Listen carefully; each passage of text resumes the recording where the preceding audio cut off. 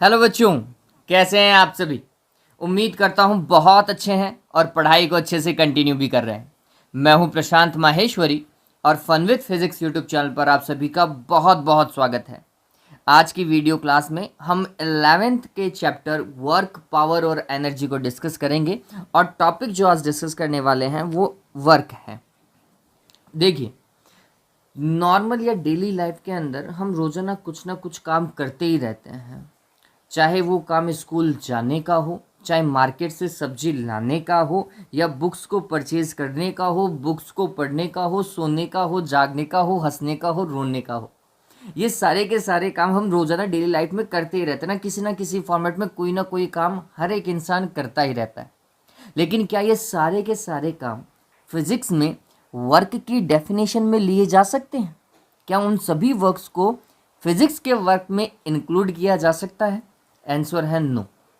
हर एक काम को हम डेली लाइफ में करते हैं उसे फिजिक्स के अकॉर्डिंग वर्क में नहीं लिया जा सकता, क्योंकि फिजिक्स में वर्क को डिफाइन करने का अपना एक सिस्टमेटिक पैटर्न है। पहले तो हम ये समझते हैं कि ये जो फिजिक्स वाला वर्क है वो कौन सी चीज़ों के ऊपर डिपेंड कर रहा है ना। चलिए, तो वर्क जब भी आप पढ़ते हैं तो फिजिक्स में वर्क को देखा जाता है बच्चों कि वहाँ पर कोई ना कोई फोर्स तो लगना ही चाहिए, किसी ना किसी तरीके का कोई फोर्स लगना ही चाहिए। फोर्स के साथ में कुछ ना कुछ डिस्प्लेसमेंट भी होना चाहिए। ठीक है, फोर्स भी हो और वो चीज़ मूव भी करनी चाहिए, डिस्प्लेसमेंट भी होना चाहिए। इसी के साथ में एक और कंडीशन ऑफ एंगल, ये हम अभी डिस्कस करेंगे। लेकिन एक कंडीशन ऑफ एंगल भी उसके साथ में जुड़ी हुई होती है, वो भी फुलफिल होनी चाहिए। अगर ये सारी चीज़ें फुलफिल हो जाती हैं तो हम बोल सकते हैं कि हाँ, वर्क हो रहा है। फिजिक्स के अकॉर्डिंग भी वहाँ पर क्या हो रहा है? वर्क हो रहा है। ठीक है, अदरवाइज वर्क नहीं हो रहा है। जैसे मैं सांस लेता हूँ या आप सांस लेते हैं, क्या उस समय वर्क हो रहा होता है? आंसर है फोर्स। अगर इंटरनल बॉडी ऑर्गन्स की बात करें तो शायद वहाँ पर फर्क पड़े, लेकिन एक्सटर्नल सिस्टम में जब हम बात करते हैं तो कोई वर्क नहीं हो रहा है ना।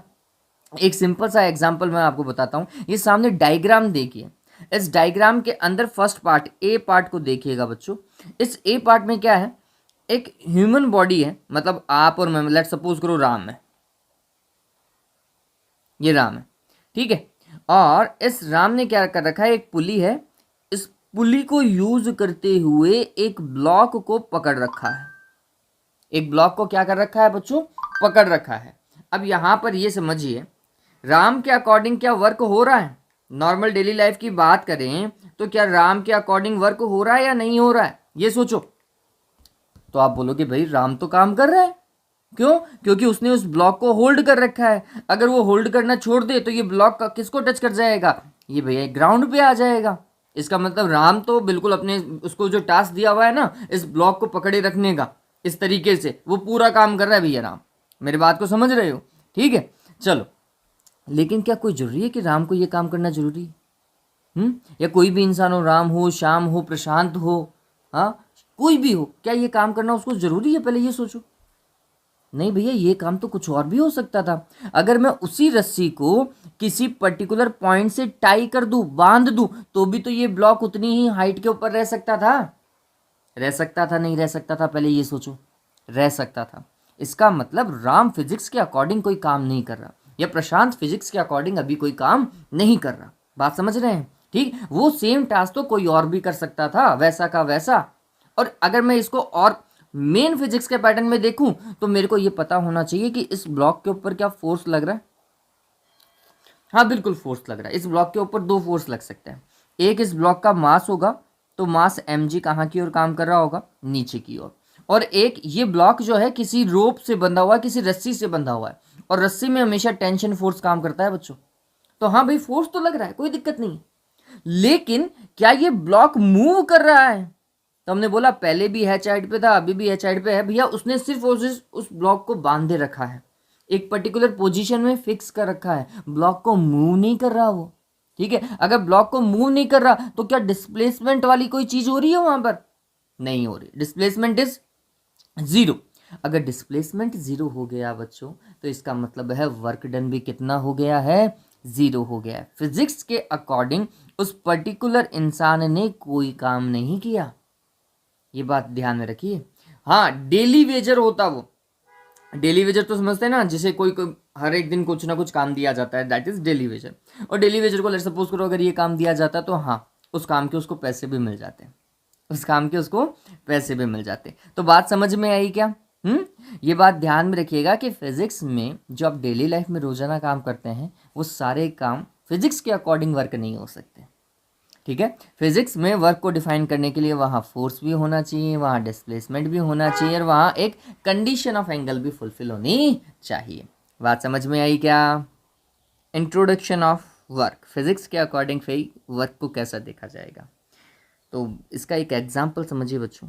लेट सपोज करो आपके पास में एक ब्लॉक है, यहाँ पर एक ब्लॉक रखा अपन ने, है ना।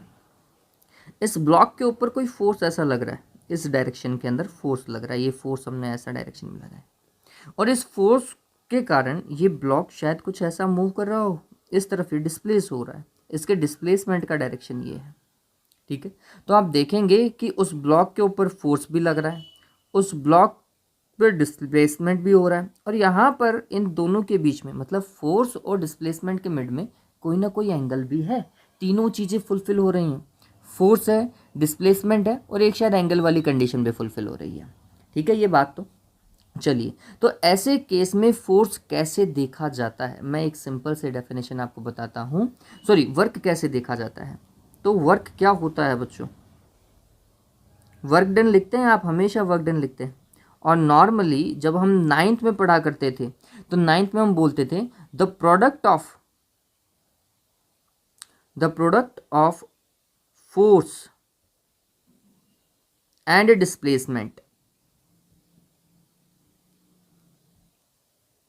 The product of force and displacement denotes the work done. ऐसा ही हम लिखा करते थे, क्योंकि नाइन्थ में हम एक सिंपल डेफिनेशन को समझने की कोशिश किया करते थे, ठीक है। हालांकि नाइन्थ में इस चीज़ को और अच्छे से समझाया गया है, बाकायदा वैसा ही समझाया गया है जैसा 11th में समझाना चाहिए, बहुत अच्छे से समझाया गया।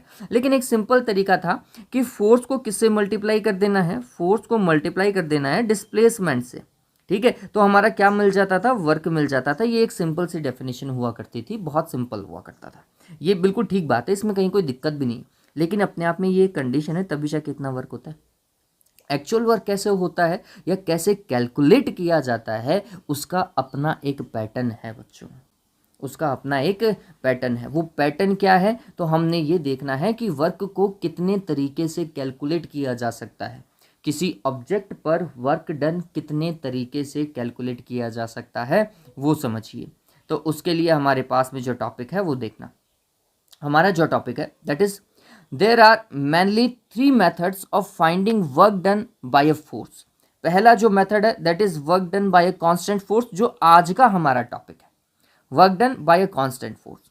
फिर सेकंड पॉइंट जो हम कल डिस्कस करेंगे या नेक्स्ट वीडियो क्लास में डिस्कस करेंगे, that is work done by the variable force and work done by the area under force and displacement. ये दोनों चीजें अभी इतना गौर मत करो, ये अपन कल देखेंगे, इन दोनों चीज़ों को नेक्स्ट वीडियो में देखेंगे। आज हम इसी को ही देख लेते हैं, क्योंकि नाइन्थ में आपने इसी चीज़ को बहुत अच्छे से पढ़ रखा है, work done by a constant force, जो कि मैं अभी एग्जांपल लेकर के आपको समझाने की कोशिश कर रहा था।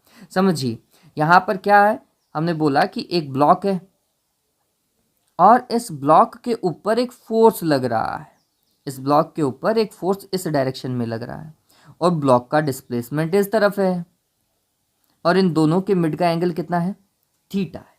इन दोनों के मिड का एंगल कितना है बच्चों, थीटा है। अगर ये सिनेरियो है तो फिर वर्क डन को कैसे देखा जाना चाहिए, एक सिंपल सा मेथड, वर्क की डेफिनेशन एक्चुअल आपको पता होनी चाहिए। तो वर्क की हम 2 तरीके की डेफिनेशन देते हैं या 2 तरीके का फॉर्मूला इसको लिखते हैं बच्चों। देखो, एक मिनट, वर्क का फॉर्मेट देखिए। तो work is equals to force into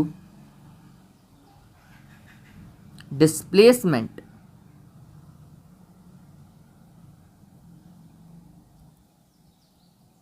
into the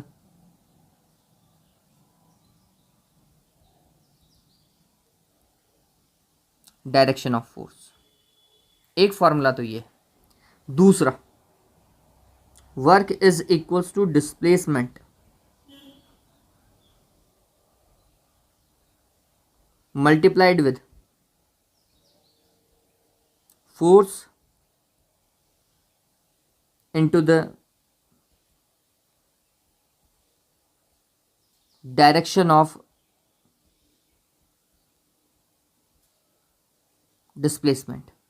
ये दो चीज़ें यूज़ की जाती हैं वर्क को डिफाइन करने के लिए, और अगर आप कभी डेफिनेशन लिखे भी वर्क के लिए तो आपको यही यूज़ करना चाहिए।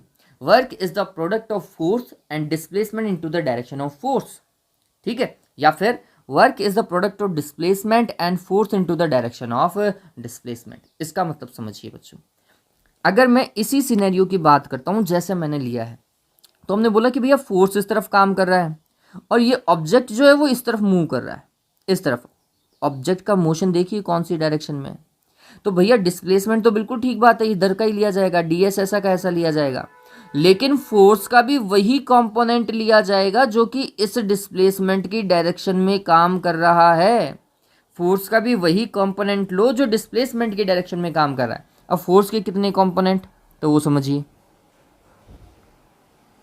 फोर्स के दो कंपोनेंट हो सकते हैं, या अगर ये एक्चुअल फोर्स है, रिजल्टेंट फोर्स ये है, और यहाँ पर एंगल अगर थीटा है, तो थीटा से कनेक्टेड वाला ये जो कंपोनेंट है जो आपको दिखाई देगा कि डिस्प्लेसमेंट की डायरेक्शन में है बच्चों, ये कंपोनेंट एफ कॉस थीटा है। ये बात ध्यान में रखना। The component of force connected with theta angle, याद रखने का सबसे अच्छा तरीका है कि ये थीटा, देखो वैसे तो ये कंपोनेंट कैसे देखे जाएंगे, ये मैंने एक अलग से वीडियो बना रखा है वेक्टर वाला, उसमें ये कंपोनेंट कैसे बनते हैं उनका मैंने बहुत अच्छे से डिस्क्रिप्शन दिया हुआ है। लेकिन आप अभी यही ध्यान में रखो कि किसी भी वेक्टर क्वांटिटी का उसके एंगल से कनेक्टेड जो कंपोनेंट होता है वो हमेशा कोस का ही होता है, ठीक है। तो बचा हुआ जो रिमेनिंग कंपोनेंट होगा वो साइन का होगा, तो मतलब ये वाला जो कंपोनेंट होगा ना ऊपर, वो एफ साइन थीटा होगा, ठीक है। जैसे ऐसा मानो कि एक्सेलरेशन है, यूं एक्सेलरेशन इधर है, एक्सेलरेशन की बात कर रहा हूँ, एक्सेलरेशन, ठीक है, और यहां पर एंगल थीटा दिया हुआ है, इस तरफ एंगल थीटा है, तो फिर इस एक्सेलरेशन वेक्टर क्वांटिटी है, इसके दो कंपोनेंट हो सकते हैं, कौन कौन से, तो थीटा से कनेक्टेड, ये ध्यान में रखना, थीटा से कनेक्टेड कंपोनेंट हमेशा कॉस का ही होगा, तो ये ए कॉस थीटा होगा, तो remaining component will be A sine theta. ये चीज हमेशा ध्यान में रखिएगा, ये एक सिंपल सा तरीका है बच्चों, है ना। तो थीटा से कनेक्टेड कंपोनेंट हमेशा कोस का होगा, इस चीज को ध्यान में रखिएगा। ओके, तो अब यहां पर अगर मैं इस वाले फॉर्मेट को या इस वाले डायग्राम को मानता हूं, तो मेरे को क्या देखना है, मेरे को डिस्प्लेसमेंट देखना है, that is ds multiplied force का वो कंपोनेंट जो इस डिस्प्लेसमेंट की डायरेक्शन में काम कर रहा है, कौन सा है बच्चों, एफ कोस थीटा है बच्चों। तो मैं इस चीज को लिखूंगा, work is equals to F D S cos theta. और आप सभी को पता है, अगर आपने वेक्टर्स अच्छे से पढ़ रखा है, नहीं तो मैं वेक्टर वाला लिंक जो है इसमें टैब में डाल दूंगा, डिस्क्रिप्शन में देखिएगा वेक्टर वाला लिंक, नहीं तो आई टैब है ऊपर, आई टैब को देखिएगा, आई टैब के ऊपर आपको मिल जाएगा वेक्टर वाला वीडियो, वो जरूर देखिएगा, वो एक इंपॉर्टेंट वीडियो है। चलिए, तो अगर आप ऐसा देखेंगे तो जब जब कॉस थीटा आता है दो वेक्टर क्वांटिटीज के साथ में, तो वो डॉट प्रोडक्ट को रिप्रेजेंट करता है, किसको रिप्रेजेंट करता है, डॉट को। तो ये क्या हो जाएगा, F vector dot with ds vector. तो वर्क का फॉर्मूला ध्यान में रखिएगा, work is dot product of force and displacement vector, ऐसा भी आप लिख सकते हैं, work is dot product of force and displacement, ऐसा भी लिख सकते हैं। अदरवाइज आप वर्क की डेफिनेशन यहां से भी बना सकते हैं, ठीक है। ये बात तो है सिंपल।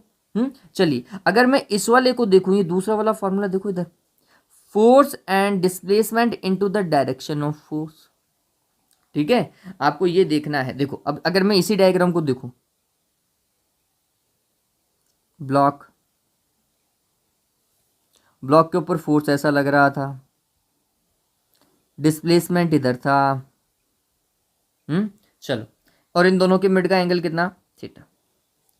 अब अगर मैं ये वाला फॉर्मूला यूज करूं तो फोर्स तो मैं एफ ही लिखूंगा, है ना, लेकिन डिस्प्लेसमेंट का वो कंपोनेंट जो फोर्स की डायरेक्शन में है, डिस्प्लेसमेंट का वो कंपोनेंट जो फोर्स की डायरेक्शन में है, बताओ कितना होगा, थीटा से कनेक्टेड कंपोनेंट होगा क्या, ds cos थीटा होगा। तो वापस से फॉर्मूला तो वही बनना है ना, F D S cos theta. बताओ इसमें कोई चेंजेस है क्या, फॉर्मूले में कहीं कोई चेंजेस नहीं है, ये बात ध्यान में रखिएगा। इसका मतलब वर्क का हमेशा फॉर्मूला फोर्स और डिस्प्लेसमेंट का डॉट प्रोडक्ट ही होगा, ये बात ध्यान में रखिएगा। समझ में आया? तो इस वाले फॉर्मूले को एक बार के लिए स्क्रीनशॉट लेकर के आप उतार लीजिए, स्क्रीनशॉट ले लीजिए इस चीज़ का, जल्दी से इस चीज़ का स्क्रीनशॉट लो और वर्क का फॉर्मूला लिख लो, work is equals to this one, इस तरीके से आप डिफाइन कीजिएगा। ले लिया बच्चों? समझ में आया वर्क का फॉर्मूला क्या हुआ? अगर आपको ये चीज़ समझ में आई, अब मैं इस चीज़ को हटा रहा हूँ, अगर आपको ये चीज़ समझ में आई, फोर्स का फॉर्मूला वर्क का फॉर्मूला अगर आपको पता चल गया हो, तो एक आध चीज़ें और देख लेते हैं जो हमें पता होना चाहिए। पहला, what is the unit of work? Work is a vector quantity और a scalar quantity, and what is the dimensional formula of work? ये चीज़ें हमें पता होनी चाहिए, ये बेसिक सी चीज़ें है ना, ये चीज़ें हमें पता होनी चाहिए। तो अब सिंपल है बच्चों, देखो वर्क का जो फॉर्मूला हम लिख करके बैठे हैं that is F D S cos theta, या फिर work is equals to F vector dot D S vector. बहुत सारे बच्चे फोर्स और डिस्प्लेसमेंट पे ये जो वेक्टर देखते हैं ना, इस वेक्टर को देख करके बोल देते हैं कि सर ये वर्क तो है ना वेक्टर क्वांटिटी है। नहीं बच्चों, डॉट प्रोडक्ट देखो ना, डॉट प्रोडक्ट हमेशा कैसा होता है? स्केलर को ही रिप्रेजेंट करता है। डॉट प्रोडक्ट हमेशा स्केलर क्वांटिटी को रिप्रेजेंट करता है, मतलब अदिश राशि को रिप्रेजेंट करता है। और यहाँ पे देखो मैंने वर्क के ऊपर किसी तरीके का वेक्टर नहीं लगा रखा है, वर्क पे कोई वेक्टर नहीं लगा रखा है। वेक्टर होता तो वर्क पे तो वेक्टर लगाता, नहीं लगाया है। ठीक है, तो ये बात ध्यान में रखना। अगर ये पूछा जाए कि ये क्वांटिटी कैसी है, वर्क कैसी राशि है, तो आप ध्यान में रखिएगा it is a scalar quantity, अदिश राशि है ये।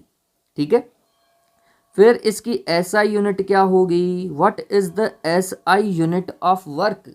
ये देखो क्या होगा, फोर्स की यूनिट होती है बच्चों न्यूटन, और डिस्प्लेसमेंट की होती है मीटर, और कोस थीटा की कोई यूनिट नहीं होती, तो न्यूटन इंटू मीटर इसकी एक यूनिट है बच्चों, और जिसे हम लिखते हैं जूल। ये आपने बहुत अच्छे से पढ़ रखा होगा, बहुत बार 9th में बहुत अच्छी तरीके से यूज़ हुआ है, इवन 11th की केमिस्ट्री में भी जूल बहुत यूज़ होता है। ठीक है, तो वर्क के लिए जो आपको यूनिट याद रखनी है, वर्क की यूनिट क्या होती है बच्चों? जूल होती है, ऐसा यूनिट है, ऐसा यूनिट।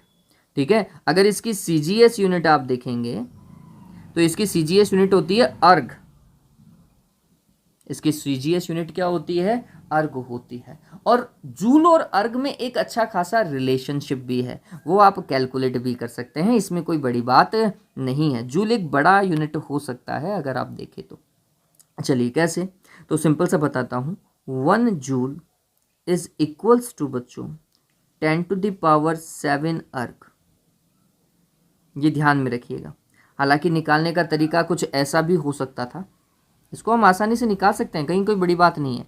आप सभी को पता है फोर्स को जब हम न्यूटन लिखते हैं, लिखते हैं नहीं लिखते हैं, न्यूटन है ना, और 1 newton is equals to 10⁵ dyne होता है सीजीएस यूनिट में। और जब हम डिस्प्लेसमेंट की बात करते हैं, डिस्प्लेसमेंट को मेजर करते हैं किसमें? मीटर्स में, और 1 metre is equals to 10⁻² centimetre होता है। ये दोनों सीजीएस के पार्ट है। तो अगर मैं 1 न्यूटन को मल्टीप्लाई करूँ 1 मीटर से, तो दूसरी तरफ सीजीएस में क्या चल रहा है? 10⁵ डाइन मल्टीप्लाई हो रहा है 10⁻² सेंटीमीटर से। इसका मतलब ये हुआ 10⁻7 dyne into centimetre. Dyne into centimetre बच्चों अर्ग होता है। ठीक है, इस तरीके से हम लिख सकते हैं कि 1 जूल इज इक्वल टू 10⁻7 अर्ग। पता चला? है सिंपल। चलिए अब इसका डायमेंशनल फॉर्मूला देखिए कि इसका डायमेंशनल फॉर्मूला क्या होगा, डायमेंशन क्या होगी।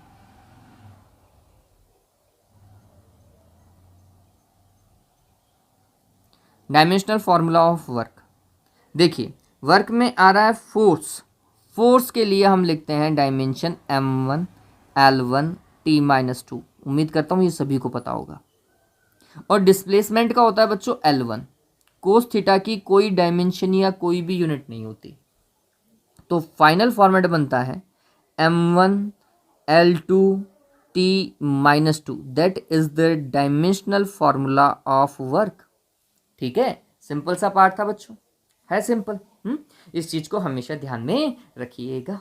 डन हुआ ये। तो ये बेसिक पार्ट है किसका, फोर्स का, डिस्प्लेसमेंट का और वर्क का। फाइनली हमने वर्क ही डिस्कस करना था। ठीक है, चलिए अब वर्क एक स्केलर क्वांटिटी है, इतना हमें पता चला। लेकिन बच्चों वर्क डिपेंड करता है कोस थीटा के ऊपर, ये बात और ध्यान में रखना। इसका मतलब कोस थीटा एक बहुत बड़ा रोल जो है प्ले कर रहा है। ठीक है, हाँ हम यूनिट और डायमेंशनल में इसको इंक्लूड नहीं कर रहे हैं क्योंकि इसकी कोई यूनिट भी नहीं है, डायमेंशन भी नहीं है, लेकिन मेन वर्क में इसका बहुत बड़ा रोल है। किस तरीके से वो डिस्कस करते हैं। चलिए ये उतार लिया सभी ने, डन हुआ इतना।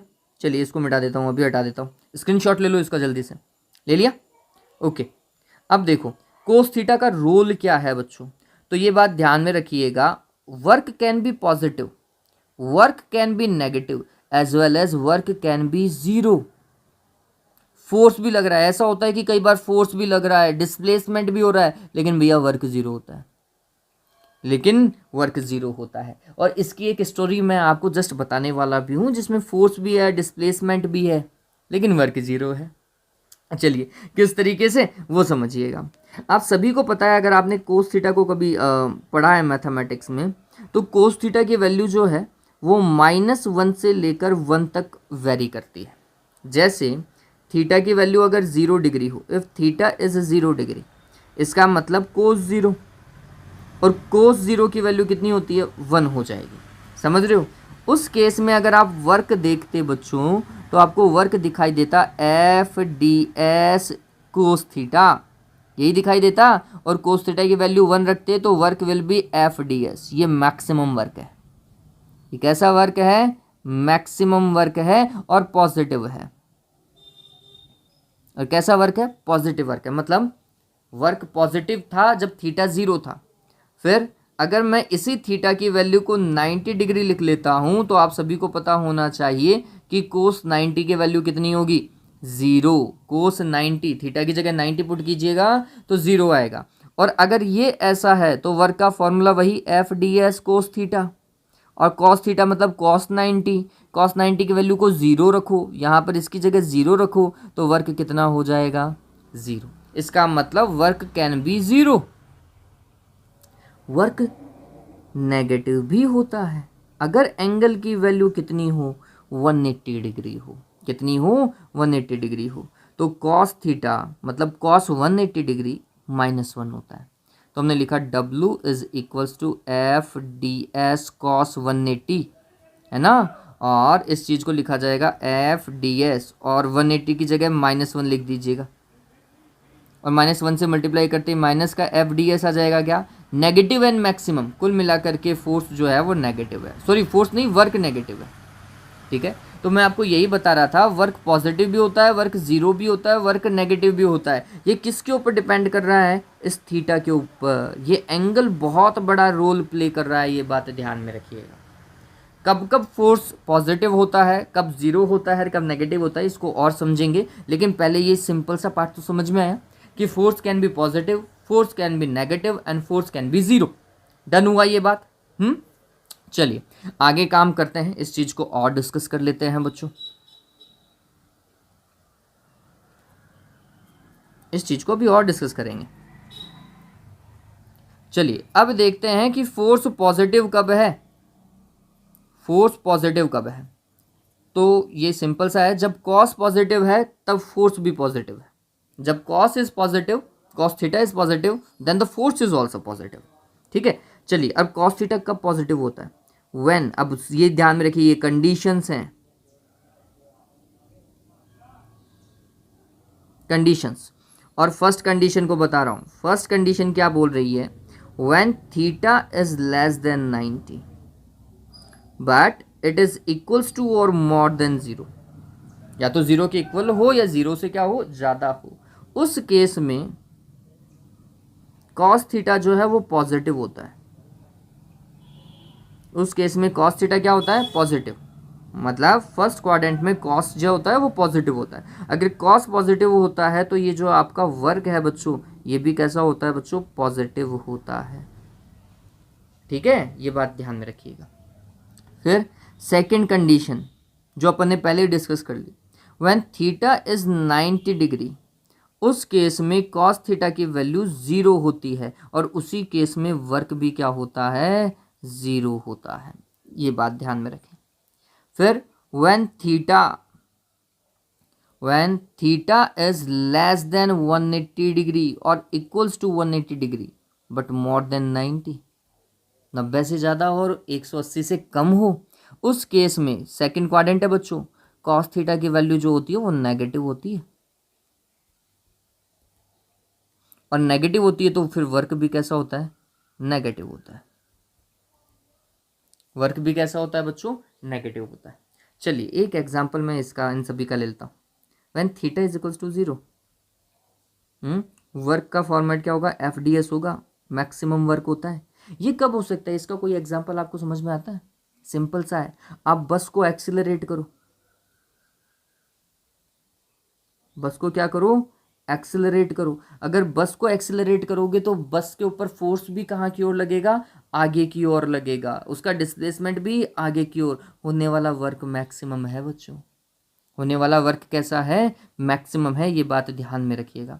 या फिर एक साइड में देखो एग्जाम्पल देखो, एक एग्जाम्पल देखो, ये एक ब्लॉक ले लो, इस ब्लॉक का मास m लिया अपन ने, ठीक है।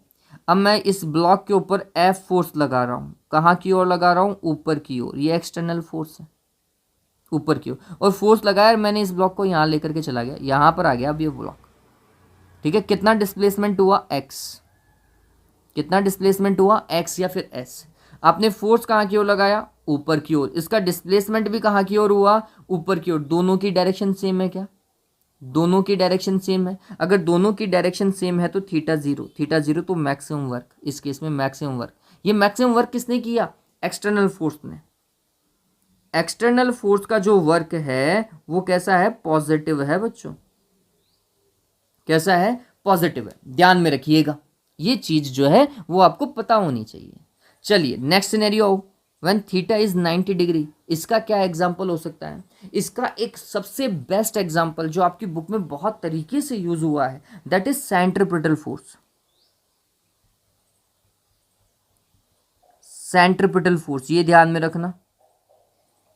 सेंट्रीपिटल फोर्स कौन से होते हैं, जो सेंटर की ओर लगते रहते हैं। जैसे लेट सपोज करो ये सन मान लो, एग्जाम्पल ही ले रहा हूं, सन मान लो, सन के चारों तरफ अर्थ जो है वो रिवॉल्व करती रहती है। अर्थ क्या करती रहती है, रिवॉल्व करती रहती है, घूमती रहती है अर्थ, ठीक है। अब अगर अर्थ इसके चारों ओर घूम रही है तो समझना यहाँ पर क्या हो रहा है, अर्थ घूम रही है, ये अर्थ है घूम रही है, घूम रही है तो अर्थ जो है वो इस तरफ जाने की कोशिश करती है, इस तरफ, इसका डिस्प्लेसमेंट जो है वो इस तरफ होने की कोशिश करता है। जबकि इसके ऊपर जो फोर्स लगता है, जो सन फोर्स लगाता है, वो सेंट्रीपिटल फोर्स है, वो सेंट्रीपिटल फोर्स इस तरफ लग रहा है। इन दोनों के मिड का एंगल हमेशा कितना चलता है, 90 डिग्री चलता है। तो इस फोर्स के कारण तो ये घूमती भी जाती है, इस फोर्स के कारण ये क्या करती जाती है, घूमती जाती है। लेकिन फोर्स और डिस्प्लेसमेंट में एंगल हमेशा कितना चलता है, 90 डिग्री चलता है। अगर 90 डिग्री चलता है तो सेंट्रीपिटल फोर्स जितने भी हैं, इन सेंट्रीपिटल फोर्स के कारण वर्क डन हमेशा कितना होता है बच्चों, 0 होता है। इस चीज को हमेशा ध्यान में रखना, हमेशा ध्यान में रखना, ठीक है। चलिए नेक्स्ट देखो, negative work done. Negative work done का तो एग्जांपल हम डेली लाइफ में रोजाना देखते हैं। आपके पास में साइकिल होगी, बाइक होगी, इवन किसी के पास में कार भी होगी, किसी के पास में लग्जरी कार भी होगी, ठीक है। तो क्या होता है बच्चों, यहाँ पर एक सिंपल सी चीज है, आपके पास में जो भी बाइक है या जो भी कार है, ठीक है, आपने क्या किया, कार बहुत तेजी से चल रही है, लेट्स सपोज करो it is 80 kilometre per hour, 80 kilometre per hour की स्पीड से आगे की ओर मूव कर रही थी। अब सामने से आया ब्रेकर, ब्रेकर आया तो आपने क्या लगाया, ब्रेक लगाया, ब्रेक लगाया तो गाड़ी रुकी। अब इस चीज को थोड़ा सा समझना, ब्रेकर पे ब्रेक लगाने से फोर्स आगे की ओर लगेगा या कार के पीछे की ओर लगेगा, ये थोड़ा सोचो, कहाँ की ओर लगेगा, कार के पीछे की ओर लगेगा, तभी जाके तो स्पीड कम होगी। तो इसका मतलब है आप जो ब्रेक अप्लाई करते हो वो तो इस तरफ ब्रेक, और गाड़ी अभी भी थोड़ा सा आगे की ओर डिस्प्लेस हो रही है, तो ये डिस्प्लेसमेंट आगे की ओर, दोनों के मिड का एंगल 180 डिग्री, इसलिए वर्क डन भी कितना होता है, नेगेटिव होता है। कब, जब हम ब्रेक अप्लाई करते हैं। बात समझ में आ गई।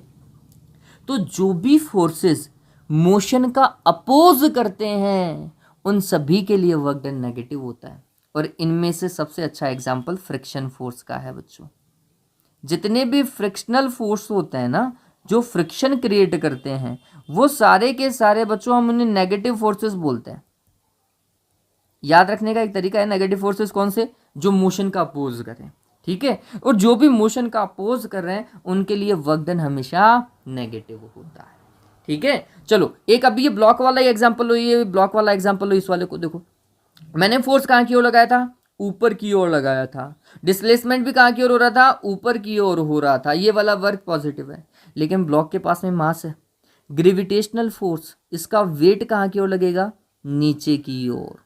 ग्रेविटेशनल फोर्स, ग्रेविटी के कारण लगने वाला फोर्स, पृथ्वी के गुरुत्वाकर्षण के कारण लगने वाला फोर्स नीचे की ओर, mg वाला, ठीक है। तो mg फोर्स नीचे की ओर, लेकिन डिस्प्लेसमेंट ऊपर की ओर। mg नीचे, डिस्प्लेसमेंट x ऊपर, अभी भी एंगल कितना, 180 डिग्री, वर्क डन नेगेटिव। लेकिन कौन से फोर्स के कारण, work done by the gravitational force negative है, but work done by the external force positive है ना। देखने का नजरिया इंपॉर्टेंट है, ध्यान में रखिएगा, ठीक है। तो work done by the gravitational force negative है इस केस में, work done by the external force positive है। समझ में आया, ओके। चलिए एक वर्क से रिलेटेड एक कहानी आपको सुनाता हूँ। ये कहानी मेरे को बहुत अच्छी लगती है, स्टोरी वाकई में एक इंटरेस्टिंग स्टोरी है। एक बार क्या होता है बच्चों, एक ट्रेन से एक स्कॉलर उतरता है, और वो स्कॉलर भी किसका, फिजिक्स का, है ना, फिजिसिस्ट मान लो आप उसको, अच्छा खासा फिजिक्स में पढ़ा हुआ इंसान। और उसके पास में क्या होता है, एक बैग होता है, भारी भरकम बैग होता है, ठीक है। तो ट्रेन से बाहर उतरता है, और बाहर उतर करके वो बैग नहीं उठा पाता। तो उसने क्या किया, एक कुली को किया, कुली को बोला कि भैया ये बैग उठा, और इस बैग को उठा करके आप इस बैग को लेकर के चले जाओ, आप मेरे साथ में चलो, और प्लेटफॉर्म के बाहर कहीं भी टैक्सी स्टैंड तक मेरे को पहुंचा दो। तो वो कुली क्या करता है, वो बैग उठाता है, ये कुली मान लो, है ना, ये कुली है, और वो कुली क्या करता है, उस बैग को उठाता है अपने सर पर। भारी होता है तो नॉर्मली आपने देखा होगा, कुली नॉर्मली सर पे रख लेते हैं, और उस बैग को उठाता है सर पे और लेकर के चला जाता है, कहाँ पर, टैक्सी स्टैंड पर, जहां तक वो स्कॉलर गया था, है ना। और वहां पर ले जा करके वो उस बैग को क्या कर देता है बच्चों, उतार देता है। उस बैग को उसने क्या कर दिया, उतार दिया। ये जो बैग रखा हुआ था उसके सिर पे, वो उसने उतार दिया, ठीक है। और फिर बोलता है कि भैया मेरे पैसे दो। कुली बोलता है स्कॉलर को कि भैया मेरे पैसे दो, ठीक। अब स्कॉलर होशियार भाई, वो क्या बोलता है कि देखो सिंपल सी चीज मैं समझाता हूं तुम्हें, तुमने कोई काम किया ही नहीं है। समझना, स्कॉलर क्या बोलता है कुली को कि तुमने कोई काम नहीं किया, तो मैं तुम्हें किस बात के पैसे दूं। और वो काम को समझाता भी है, वर्क को समझाता भी है।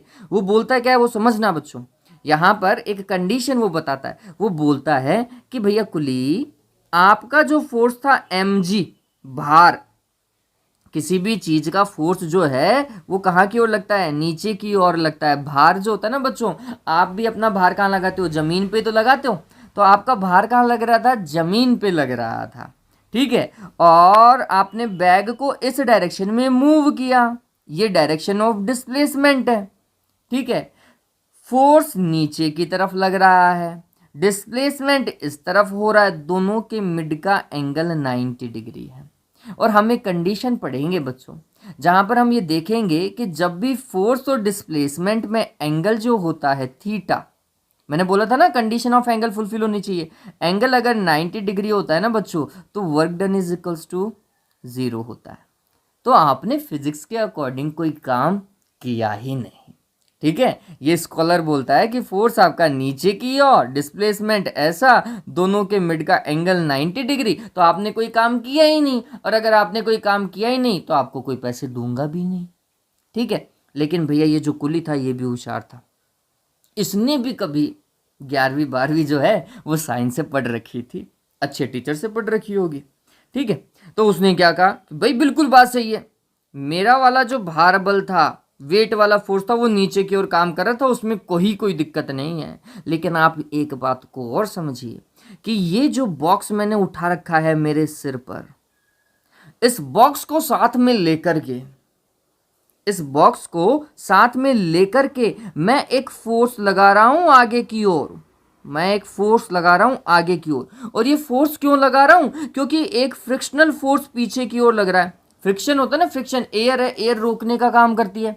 तो एयर जो है वो मेरे को रोकने का काम कर रही थी, और मैं उस एयर के अपोज को रोकता हुआ, मतलब उसको तोड़ता हुआ आगे की ओर जा रहा था।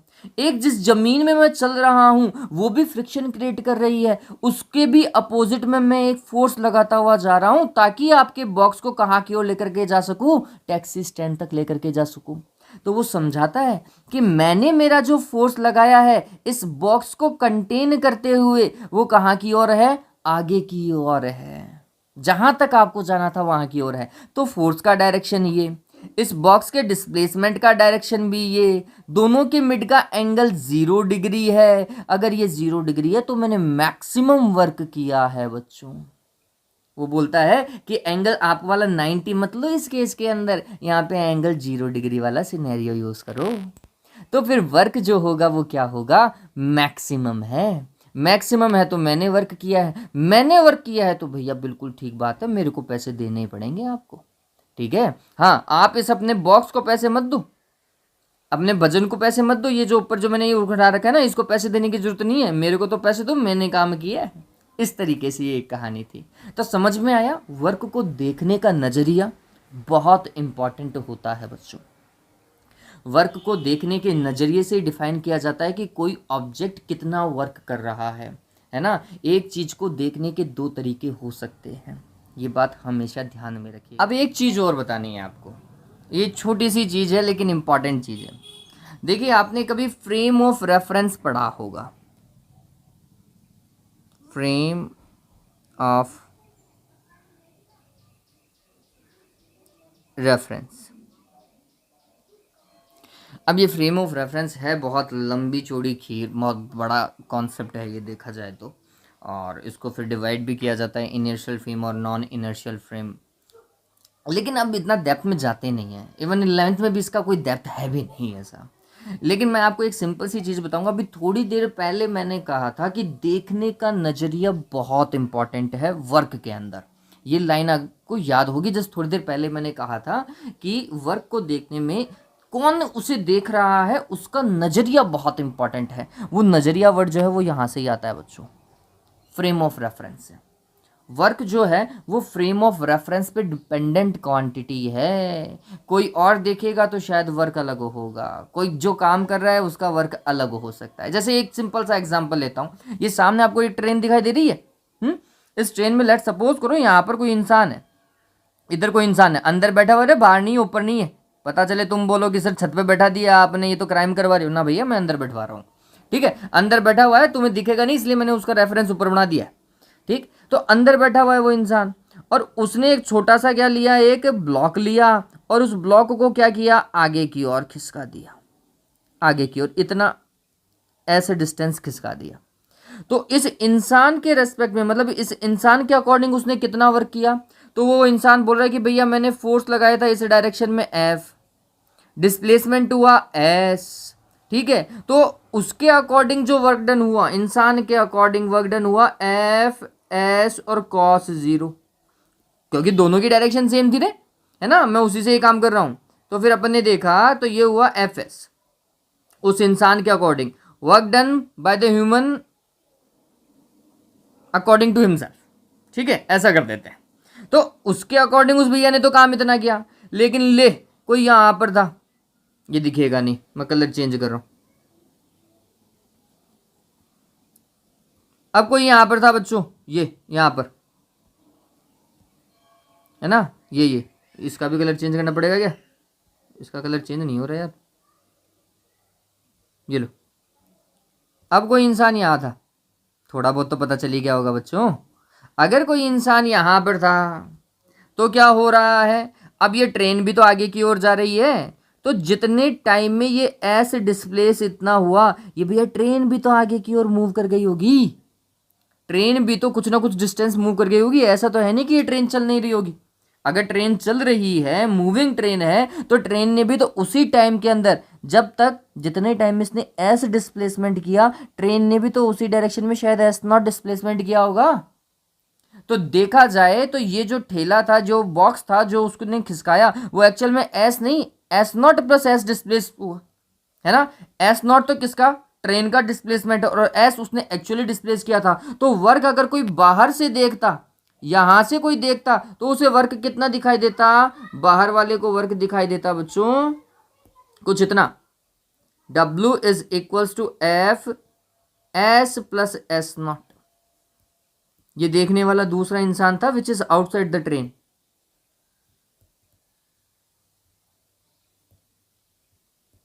समझ रहे हो। तो ये बात ध्यान में रखना। वर्क ज़्यादा कुछ आएगा नहीं, वैसे चिंता मत करो कि इतना डेप्थ में जाएगा नहीं नीट के अंदर, ठीक है।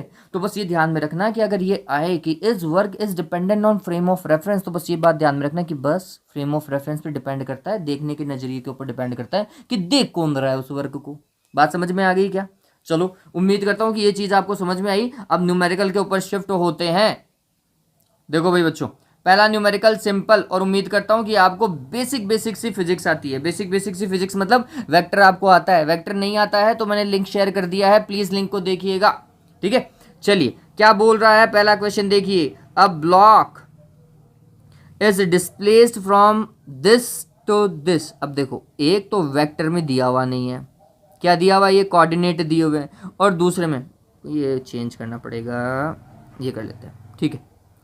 अब ये देखो, ये वेक्टर में दिया हुआ नहीं है, लेकिन ये यहां से चालू हुआ, यहां से चालू हुआ, और यहां तक वो क्या करता है, एक ब्लॉक को डिस्प्लेस करता है under a constant force. Upon constant force की बात करेंगे।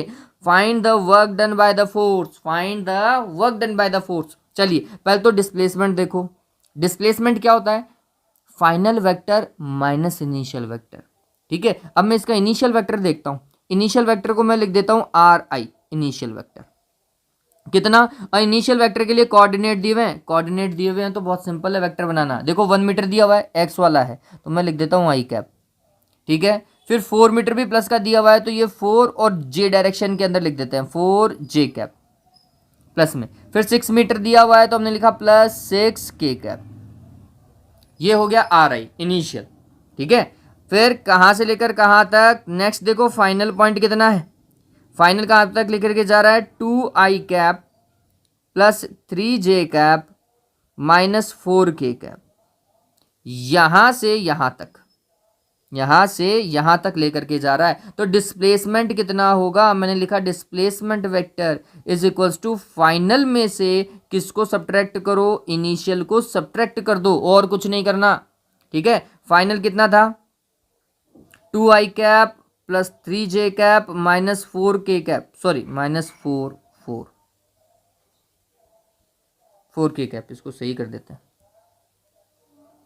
बहुत बड़ा हो गया रे, माइनस 4 के कैप, ठीक है। इसमें से माइनस करना है किसको, आई कैप प्लस 4 जे कैप प्लस 6 के कैप। थोड़ा सा सॉल्व कीजिएगा, माइनस को अंदर लेकर के जाओ, तो ये कितना लिखा जाएगा, 2 आई कैप प्लस 3 जे कैप माइनस 4 के कैप। अब माइनस का आई कैप होगा, माइनस का 4 जे कैप होगा, और माइनस का 6 के कैप होगा। ऐसा ही लिखा जाएगा रे। सॉल्व करो। आर वेक्टर कितना आ रहा है, R vector is equal to, देखो 2 आई कैप में से आई कैप को हटाओ, 2 आई कैप माइनस आई कैप कितना होगा बच्चों, आई कैप, ठीक है। ये 3 प्लस का है, यहाँ पे माइनस का 4 है, 3 माइनस 4, 3 माइनस 4 माइनस का 1, that is minus J cap. फिर माइनस 4 यहाँ है और माइनस 6 क्या है, माइनस 4 माइनस 6 कितना हो गया, माइनस 4 माइनस 6 माइनस 10, माइनस 10 लिखा, और यहाँ पर क्या आएगा, के कैप आ जाएगा, ठीक है। चलिए, तो ये हुआ उसका डिस्प्लेसमेंट, किसमें, मीटर्स में। फोर्स कितना लिखा हुआ है बच्चों, 6 आई कैप माइनस 2 जे कैप प्लस के कैप, इतना ही लिखा हुआ, इतना न्यूटन का वो फोर्स लगा रहा है। तो वर्क क्या होता है, work is equals to force vector dot displacement vector. देखो इससे पहले अपन ने एफ डॉट डी एस लिखा था, वहां डी एस डिस्प्लेसमेंट था, यहाँ आर डिस्प्लेसमेंट है। और डॉट प्रोडक्ट में क्या करते हैं, आई के मल्टीपल को दूसरे आई के मल्टीपल से मल्टीप्लाई करो, इसका मतलब 1 को किससे, 6 से। ठीक है ये बात। फिर आगे चलो, बीच में प्लस का साइन लगाओ। अब जे के साथ में आओ, यहाँ पे जे का मल्टीपल -1 है और यहाँ पर जे का मल्टीपल -2 है, तो ब्रैकेट लगाओ, माइनस में चल रहा है ना तो ब्रैकेट लगाओ। -1 को मल्टीप्लाई करना है -2 से। ठीक है, चलिए आगे चलते हैं, वापस से प्लस लगाइए। फिर यहाँ पे के कैप देखो, के कैप का मल्टीपल कितना है, -10 और यहाँ पे के कैप का मल्टीपल है +1। देखो 1 से ही मल्टीप्लाई है, तो -10 को मल्टीप्लाई करना है 1 से। देखो कितना होगा, +6 होगा, ये प्लस का 2 आ रहा है और ये -10 आ रहा है। 6 + 2 दैट इज 8, 8 - 10 आप सभी को पता चल रहा होगा 2 जूल, और वो भी कैसा, नेगेटिव का वर्क है, ध्यान में रखिएगा, वर्क इज -2 जूल। सिंपल सा क्वेश्चन था, है ना। तो ये चीज़ बेसिक सी है। ऐसा बेसिक सा एक और क्वेश्चन कर लेते हैं तो आपको और समझ में आ जाएगा बच्चों। देखो बच्चों, नेक्स्ट क्वेश्चन जो आपको दिखाई दे रहा होगा, क्या बोल रहा है, a body is displace from A, और ए का कोऑर्डिनेट दिया हुआ है तो मैंने लिख दिया आर ए। इसको क्या लिख दिया बच्चों, आर ए वेक्टर लिख दिया, इनिशियल वेक्टर है ये, कितना 2i cap +4j cap -6k cap, minus पता चला ना, माइनस का 6 था इसलिए -6k कैप कर दिया। फिर आर बी वैक्टर देखो, जहां तक वो इसे डिस्प्लेस कर रहा है, आर बी वैक्टर कितना है भैया, 6i cap -4j cap +2k cap, इतना ही है, मीटर्स में है ये सारे के सारे। Under a constant force of this one find the work done, बहुत सिंपल है भैया, displacement is equals to final vector, final position vector minus initial position vector. R B की वैल्यू कितनी है, 6i cap -4j cap +2k cap, ऐसा ही है। और इसमें से माइनस करना है 2i cap +4j cap -6k cap. कुछ बच्चे डायरेक्ट ही कर लेंगे, बहुत बढ़िया, बस सही करना जरूरी है। 6i cap -4j cap +2k cap, ये ऐसा का ऐसा। अभी देखो यहाँ पे माइनस का 2i कैप होगा, माइनस का 4j कैप होगा और प्लस का 6k कैप होगा, क्या रे, है ना, माइनस माइनस प्लस हो जाएगा। अब 6i कैप और माइनस का 2i कैप कितना होगा, 4i कैप, माइनस का 4j कैप और माइनस का 4j कैप माइनस का 8j कैप, प्लस का 2 और प्लस का 6k कैप कितना, प्लस का 8k कैप। पता चला इतना डिस्प्लेसमेंट है मीटर्स में। फोर्स आपको दिखाई दे रहा है, दिखाई दे रहा है, तो हमें डॉट प्रोडक्ट ही तो करना है। कीजिए भाई, F vector dot R vector is equals to work done, so work is equals to F, देखो कितना है, 2i cap +3j cap -k cap, ठीक है, डॉट फिर 4i cap -8j cap +8k cap, इतना ही तो होगा बच्चों। आई वाले को आई वाले के साथ में 2 × 4 कितना होता है, 8 होता है। फिर प्लस का साइन लगाओ, 3 को -8 के साथ में, 3 को -8 के साथ में, फिर प्लस लगाओ, यहाँ पे माइनस का 1 पहले आ रहा है तो -1 को मल्टीप्लाई करना है +8 के साथ में। ठीक है, चलो कितना हुआ, 8 ऐसा का ऐसा, ये माइनस का 24, ये माइनस का 8, 8 से 8 तो कैंसिल हो गया, -24 जूल आया, क्या रे वर्क, पता चला वर्क। क्लियर हुआ। तो ये तो बहुत सिंपल क्वेश्चन थे और ये बोर्ड लेवल के क्वेश्चन है। बोर्ड लेवल मतलब 11th की एग्जाम में आपको इसी तरीके के क्वेश्चन मिलेंगे, ज़्यादा टिपिकल आते नहीं हैं। अब चलते हैं नीट और आईआईटी में किस तरीके के क्वेश्चन पूछे गए हैं उन पर। नेक्स्ट क्वेश्चन देखिए बच्चों, क्वेश्चन क्या बोल रहा है, a block of mass 2 kg is pulled by a force of 40 newton upwards through a height of 2 metre. दिखाई दे रहा है क्या, यहाँ पर एक ब्लॉक है, उसके ऊपर एक फोर्स लगाया है F और वो ऊपर की ओर ही खींच रहा है, ठीक है। ब्लॉक का मास दिया हुआ है बच्चों, ब्लॉक का मास कितना है, m is equals to 2 kg, ये ब्लॉक का मास है, ठीक है। और वो कितने फोर्स से ऊपर की ओर, 40 न्यूटन फोर्स से ऊपर की ओर, मैं एक्सटर्नल फोर्स लिख देता हूँ, ये एक्सटर्नल फोर्स है जो वो खुद लगा रहा है बंदा ऊपर की ओर, अपवर्ड। और कितनी हाइट तक, कितना डिस्प्लेसमेंट यूज कर रहा है वो, 2 मीटर तक उसे ऊपर भी उठा लेता है, ठीक बात है। Find the work done on the block by applied force, by applied force मतलब एक्सटर्नल फोर्स के थ्रू कितना वर्क डन हो रहा है, and bye its weight mg, और इस mg फोर्स के कारण कितना वर्क डन हो रहा है। मैंने बोला था ना देखने का नजरिया, ये वही है बच्चों। चलो तो हमने बोला work done by external force. तो एक्सटर्नल फोर्स में डायग्राम ये बिल्कुल ठीक है ना, बॉक्स ऐसा था और फोर्स ऊपर की ओर और डिस्प्लेसमेंट भी ऊपर की ओर, फोर्स ऊपर डिस्प्लेसमेंट भी ऊपर, दोनों की डायरेक्शन सेम है, तो थीटा की वैल्यू कितना है, 0 डिग्री है, ध्यान में रखना।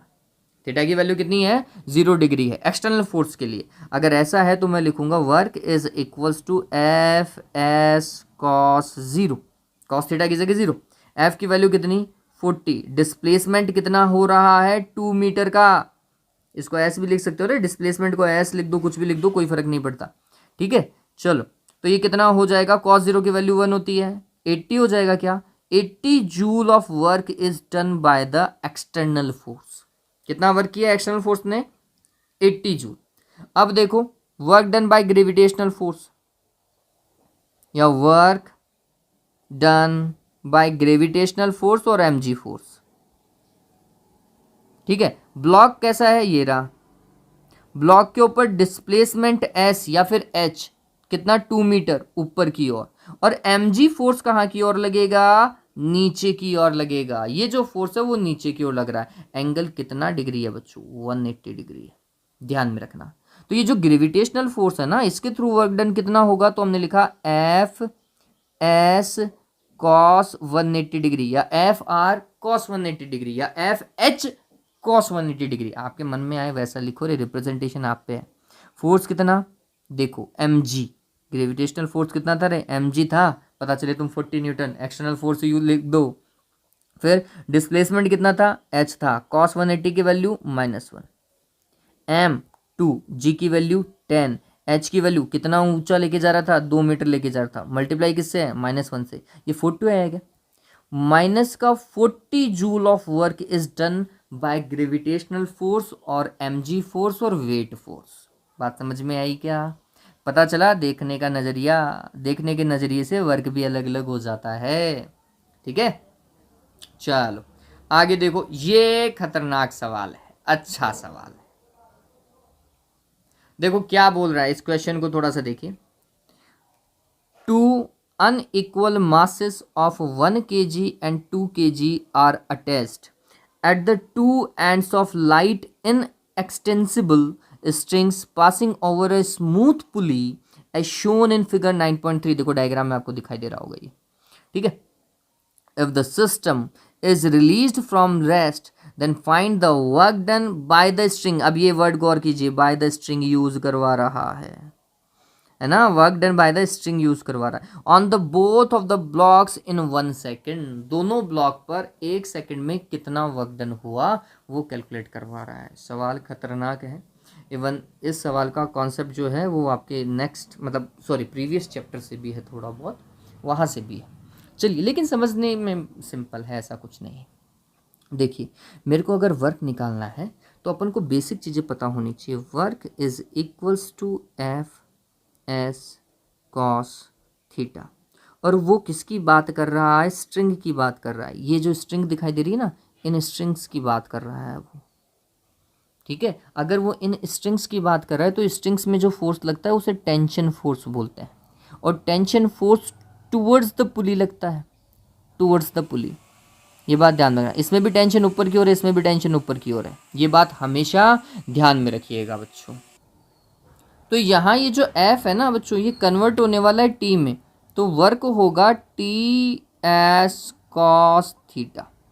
थीटा तो कैलकुलेट कर लेंगे, उसमें कोई इशू नहीं होगा। ये एस दिक्कत देगा बच्चों। कौन दिक्कत देगा? ये एस दिक्कत देने वाला है। एस को कैलकुलेट करना जरूरी है। इसके लिए क्या करेंगे वो समझने लायक बात है, वो समझिए बच्चों। इस केस में देखो, ये अगर आप ब्लॉक देखेंगे 2 kg वाला ब्लॉक, देखो 2 kg वाला डायग्राम में देखो बच्चों, 2 kg वाला ब्लॉक। तो डायग्राम को थोड़ा सा अच्छे से समझिए। यहाँ पर मैं लिख देता हूँ कि 2 kg वाला काम था, ब्लॉक फर्स्ट था ये। इसके ऊपर mg और इसका मास m1 लिख देता हूँ, m1g नीचे की ओर है, और इसके ऊपर जो टेंशन फोर्स था स्ट्रिंग वाला वो ऊपर की ओर है। लेकिन आप ये सोचिए कि ये जा कहाँ रहा है, ये ब्लॉक जा कहाँ रहा है, ऊपर की ओर जा रहा है या नीचे की ओर जा रहा है? आंसर है उसका रिजल्टेंट फोर्स नीचे की ओर है। 2 kg ज़्यादा होता है बच्चों 1 किलो से, तो फिर ये नीचे की ओर जा रहा है। तो रिजल्टेंट फोर्स जो है F इज इक्वल्स टू, जो आप MA लिखते हैं रिजल्टिंग फोर्स, वो नीचे की ओर है। ठीक है, तो इसका जो रिजल्टेंट फोर्स निकलेगा F, दैट इज M1A लिख रहा हूं मैं, वो क्या होना चाहिए? M1G में से आपको किसको सब्ट्रैक्ट करना पड़ेगा? T को। एक ही कॉन्सेप्ट है, ज़्यादा में से कम को सब्ट्रैक्ट कर दीजिए। फाइनल फोर्स को कैलकुलेट करने के लिए ज़्यादा में से कम को सब्ट्रैक्ट कर दीजिए, बस इतना ध्यान में रखिएगा। तो अगर यहाँ से इस फॉर्मेट से अगर टेंशन को देखा जाए तो टेंशन क्या होगा? टी को इस तरफ लेकर के आए, तो tension T is equals to M1G plus M1A, sorry minus आएगा, माइनस आएगा। M1G में से किसको सब्ट्रैक्ट करेंगे? M1A को सब्ट्रैक्ट कर देंगे। That is tension for first block. ठीक है, अब सेकंड ब्लॉक में भी उतना ही टेंशन क्रिएट हो रहा है। अब सेकंड ब्लॉक क्या है? तो हमने बोला ये 1 kg वाला। अब इसको थोड़ा सा तरीके से समझिए, अगर फर्स्ट वाले ऑप्शन में थोड़ा सा कंफ्यूजन है तो दूसरे वाले में वो क्लियर हो जाएगा। इस पे देखो mg फोर्स नीचे की ओर, मैं इसे M2G लिख देता हूँ, इसका मास M2 मान लिया अपन ने।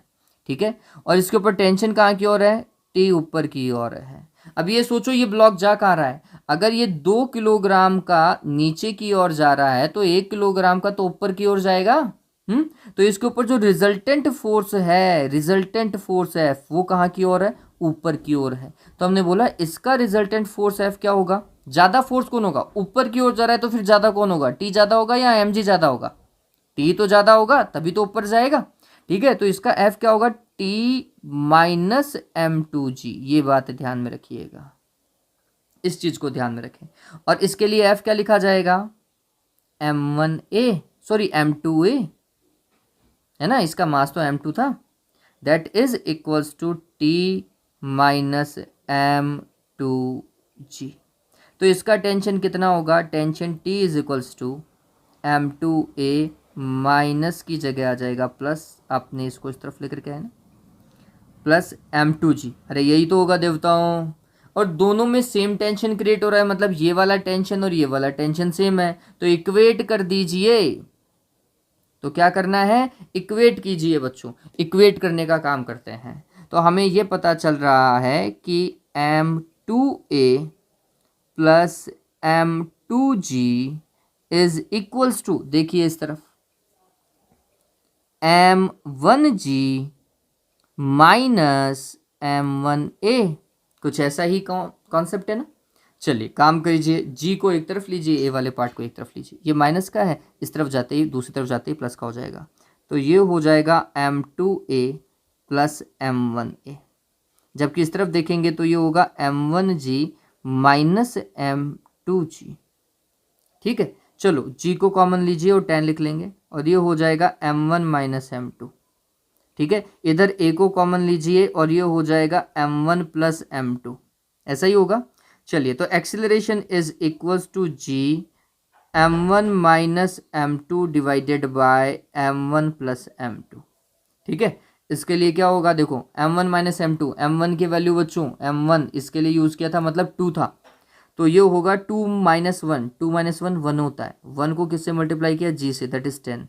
और ये होगा 2 प्लस 1, 2 प्लस 1 होता है 3, दैट इज 10/3 मीटर पर second square, that is acceleration.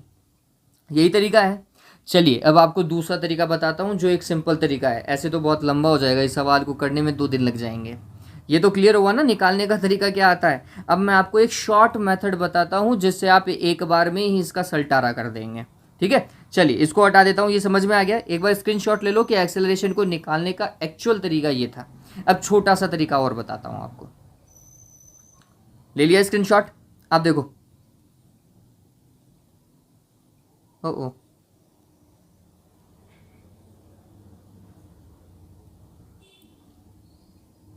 बच्चों ये चीज़ समझ में तो आ रही है ना? अगर आपको वीडियो समझ में आ रहा है तो प्लीज़ लाइक और शेयर कीजिए और अपने दोस्तों के साथ में इसे शेयर कीजिए। ठीक है, अपने दोस्तों को भी बताओ अगर आपको सही समझ में आ रहा है तो। और अगर आपको वीडियोस में कमी लग रही है तो मेरे को बताओ, शायद मैं उन्हें दूर करने की कोशिश कर सकता हूँ। ठीक है, चलो देखो क्या हो रहा है बच्चों, वो समझिए। मैं यहाँ पर अगर आप इन डायग्राम को तरीके से देखेंगे ना, ये हटा देता हूँ सारा। डायग्राम के ऊपर ही आओ एक बार के लिए। डायग्राम के ऊपर आओ, साइड में कॉलम में जो डायग्राम दिया हुआ है, यहाँ पर इसका मास m1 और इसका मास m2। ठीक है, टोटल मास कितना है m1 plus m2, that is 3 kilogram total mass.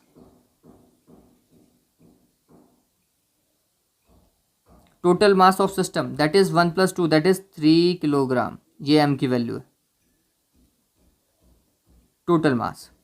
फिर सिस्टम में टोटल पुलिंग फोर्स कितना लग रहा है, टोटल पुलिंग फोर्स। तो आप देखेंगे क्या हो रहा है वो समझो। 2 kg नीचे की ओर जा रहा है और 1 kg ऊपर की ओर जा रहा है। वापस से 2 kg नीचे की ओर जा रहा है, तो 2 kg पे नीचे की ओर लगने वाला फोर्स m1g और इसके ऊपर ऊपर की ओर लगने वाला फोर्स m2g। ठीक है, एक नीचे की ओर है और एक ऊपर की ओर है। इतना ही ध्यान में रखना, पुलिंग फोर्स ध्यान में रखना। ठीक है, ग्रेविटेशनल फोर्स के रेस्पेक्ट में पुलिंग फोर्स को देखते जाइएगा। तो हमने देखा कि भैया m1g तो नीचे की ओर है, m2g ऊपर की ओर है, तो resultant pulling force F is equals to हो जाएगा बच्चों m1g माइनस m2g। ये ध्यान में रखना।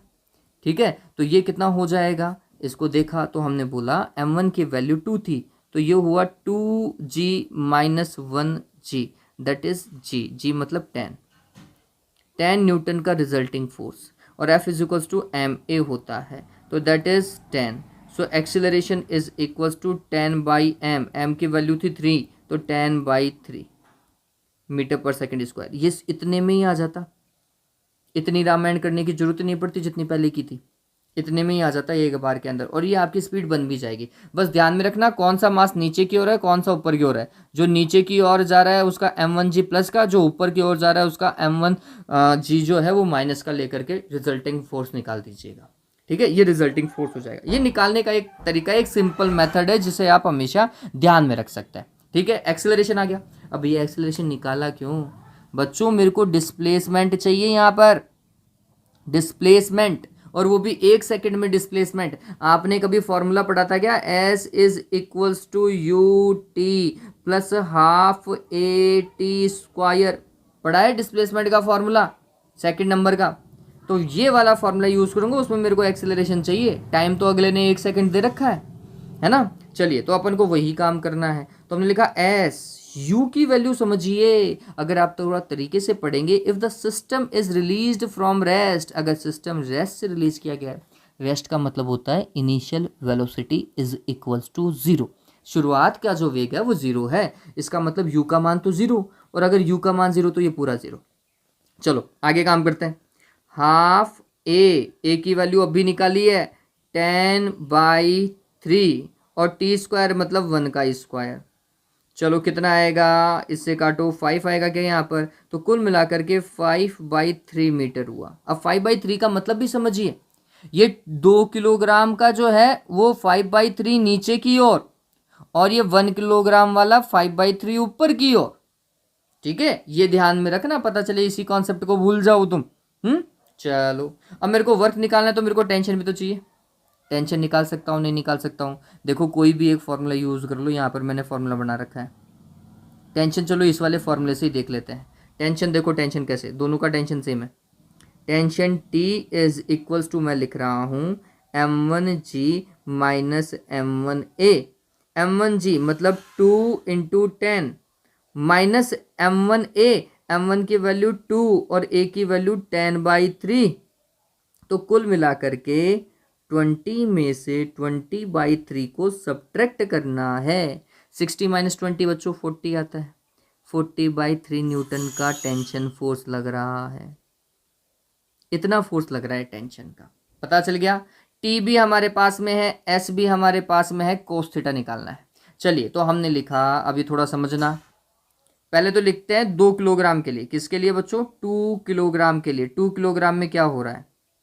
2 किलोग्राम के अंदर डिस्प्लेसमेंट 2 वाले के लिए देखो नीचे की ओर भाग रहा है डिस्प्लेसमेंट। ये जो 5/3 मीटर है ना, वो कहाँ की ओर है? नीचे की ओर है। और इसका जो टेंशन फोर्स है, टेंशन फोर्स के लिए देखना है, टेंशन फोर्स ऊपर की ओर है। तो टेंशन ऊपर की ओर, डिस्प्लेसमेंट एस नीचे की ओर, एंगल थीटा की वैल्यू कितनी है? 180 डिग्री। बताओ वर्क कैसा आएगा? नेगेटिव आएगा नहीं आएगा? कोस 180 की वैल्यू -1 होती है। तो work is equals to F S cos 180 और 180 की वैल्यू -1 लिखो। एफ की वैल्यू कितनी? एफ की वैल्यू मतलब टी। एफ की वैल्यू मतलब टी। स्ट्रिंग के लिए काम कर रहे हैं। किसके लिए काम कर रहे हैं? स्ट्रिंग के लिए, रोप के लिए काम कर रहे हैं। तो हमने लिखा 40/3। ठीक है। एस की वैल्यू कितनी है बच्चों? एस देखो, डिस्प्लेसमेंट 5/3। कॉस 180 की वैल्यू -1। 40 को 2 से मल्टीप्लाई करो, कितना आएगा? 200 आएगा। डिवाइडेड बाय 3 इंटू 3 9 आएगा। और ये कैसा? माइनस का, ध्यान में रखिएगा। टेंशन ऊपर की ओर था, डिस्प्लेसमेंट नीचे की ओर था, इसलिए ये माइनस का वर्क आएगा। जबकि अगर 1 kg वाले की बात करो आप, 1 kg वाले की, तो इसके ऊपर टेंशन कहाँ की ओर था? ऊपर की ओर। और बेचारा भाग भी कहाँ की ओर रहा था? ऊपर की ओर। थीटा की वैल्यू 0 डिग्री है। थीटा की वैल्यू 0 डिग्री है। वर्क आएगा पॉजिटिव। वर्क कैसा? पॉजिटिव। तो हमने लिखा एफ एस कॉस 0। समझ रहे हो? एफ एस क्या? कॉस 0। कॉस 0 की वैल्यू 1 और एफ की जगह तो टी यूज कर लेंगे। तो टी की वैल्यू कितनी थी? 40/3। एस की वैल्यू वही 5/3 और कॉस 0 की वैल्यू 1। कितना आएगा? पॉजिटिव 200/9 जूल आएगा। ठीक है, पॉजिटिव 200/9 जूल आएगा इसका काम। पता चला? इस तरीके से निकलेगा। तो इसका सॉल्यूशन है ना बच्चों, इतने से पार्ट में ही था। ये सारी चीज तो मैंने आपको समझाने के लिए बताई थी कि इसका अगर स्टैंडर्ड लॉजिक देखते तो वो यहां से निकल सकता था। ठीक है, बात समझ में आया? चलिए अब एक क्वेश्चन और रहा है, एक क्वेश्चन और डील कर लेते हैं।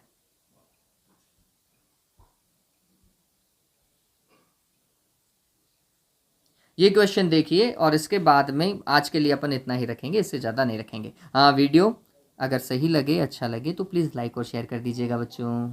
ओके, देखो क्या बोल रहा है वो बोल रहा है a block of mass 2.5 kg is pushed 2.2 metre along the frictionless horizontal table by constant force. चलो डायग्राम बनाओ।